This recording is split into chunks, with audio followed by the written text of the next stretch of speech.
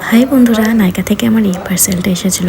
তো তাতে একটা আমার কাজের জিনিস ছিল হেয়ার স্প্রে, আর একটা ছিল একটা দারুণ ফেস মাস্ক।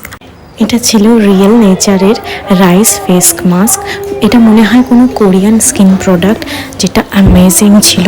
সব থেকে বড় কথা, এর প্যাকেজিংটাতে আমি ফিদা হয়ে গেছি। কি সুন্দর খাম করে তার মধ্যে প্যাকেট করা ছিল। তো দেখো, এটা এরকম প্যাকেজিংয়ে এসছে, আর এর দাম প্রায় 100 টাকার মতো। আর এটা কিন্তু দারুণ ছিল। তবে রাইস ফেস মাস্ক বাড়িতেও বানানো যায়, কিভাবে বানানো যায় আর ইউজ করা যায় সেটা পরবর্তী ভিডিওতে তোমাদের সাথে আমি শেয়ার করব।